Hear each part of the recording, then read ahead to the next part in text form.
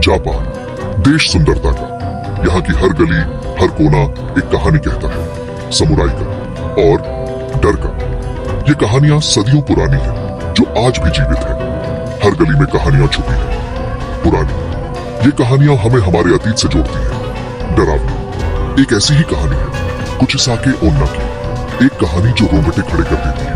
कहते हैं एक खूबसूरत औरत थी, उसकी सुंदरता की चर्चा दूर दूर तक थी। ईर्ष्या ने उसे बदसूरत बना दिया। उसकी सुंदरता उसकी सबसे बड़ी दुश्मन बन गई। उसका मुंह कान से कान तक कटा हुआ, एक दर्दनाक चीख उसकी पहचान बन गई। एक भयानक मुस्कान में जकड़ा हुआ, उसकी मुस्कान में छुपा है उसका दर्द। वो भटकती है रात के अंधेरे में, उसकी आत्मा को शांति नहीं मिलती, अपने दर्द को ढूंढती है। उसकी पीड़ा अनंत है। क्या तुम तैयार हो उससे मिलने के लिए, उसकी कहानी सुनने के लिए, उसकी पीड़ा को महसूस करने के लिए? बचपन से ही हमने कहानियां सुनी थी। बुजुर्ग फुसफुसाते थे अंधेरे में, चेतावनी देते थे अकेले बाहर जाने से, क्योंकि कुछ रातें खामोश नहीं होती। कभी कभी हवा में एक सवाल गूंजता है, क्या मैं खूबसूरत हूँ? एक ठंडी सांस पीठ पर महसूस होती है। एक झलक दिखती है सफेद मास्क की, लाल होठों की। क्या यह सिर्फ कहानियां हैं या कुछ और? टोक्यो जीवंत, चमकदार, लेकिन आज रात एक अलग ही एहसास था। एकांत गलियों में हवा तेज चल रही थी, जैसे कोई फुसफुसा रहा हो। मैं अकेला चल रहा था, कानों में सिर्फ मेरी ही कदमों की आवाज। हर सन्नाटा भयानक लग रहा था, हर परछाई हिलती हुई सी लग रही थी। क्या ये मेरा वहम था या कुछ और? Section 4. The Encounter. It was a night like no other, the kind that sends shivers down your spine. The streets were empty and the silence was deafening. The only sound was the echo of my footsteps as I walked through the dimly lit alleyway. अचानक एक साया मेरे सामने आ गया।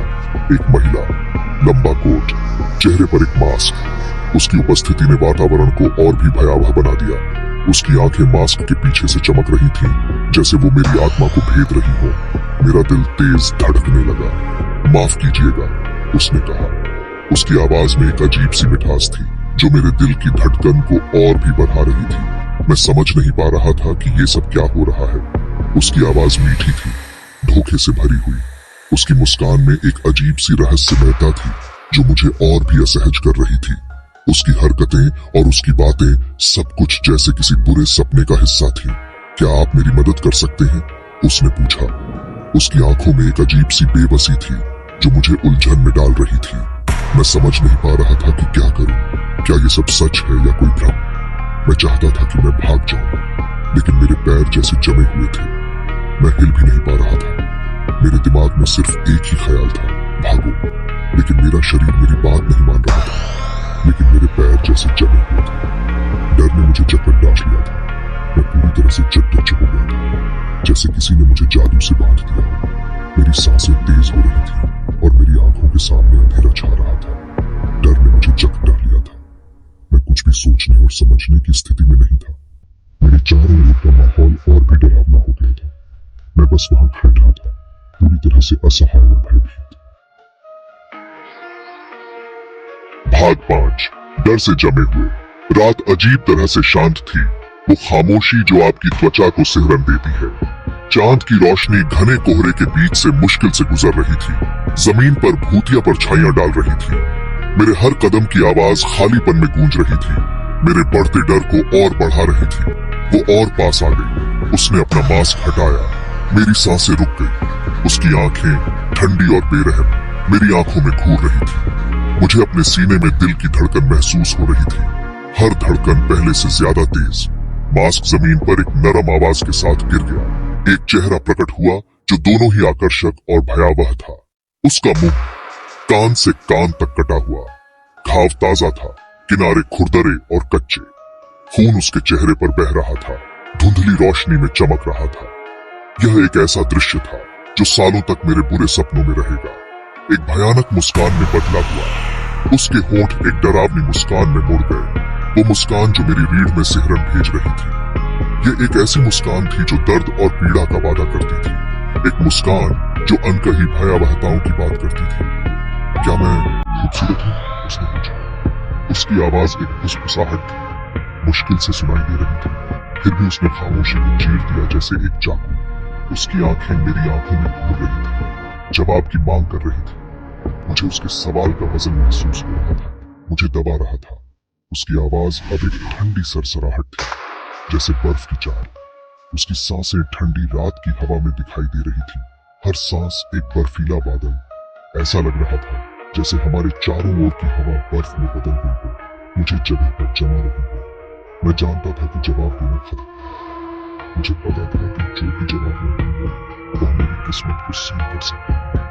डर ने मुझे जगा दिया था, एक ऐसी तीव्रता के साथ जो मैंने पहले कभी महसूस नहीं की थी। मेरा दिमाग दौड़ रहा था, सिर्फ शब्दों की तलाश कर रहा था, लेकिन कोई नहीं मिला। शब्द मेरे होठों से निकल गए, इससे पहले कि मैं बोलूं। हाँ, मैंने फुसफुसाया, मेरे पास कमी नहीं थी। उसकी मुस्कान छूई, मुझे उसी क्षण पता चल गया कि मैंने एक भयानक गलती कर दी है। Section 6 vanished. नहीं, मैंने कहा। मेरी आवाज कांप रही थी। तुम उसकी मुस्कान और चौड़ी हो गई। उसके हाथ पंजों में बदलने लगे। तभी एक तेज आवाज आई। एक कार हॉर्न बजाती हुई गुजरी।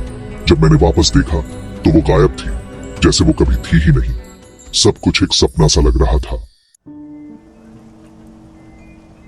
सेक्शन 7 कूची सके ओनस लॉफ्टर।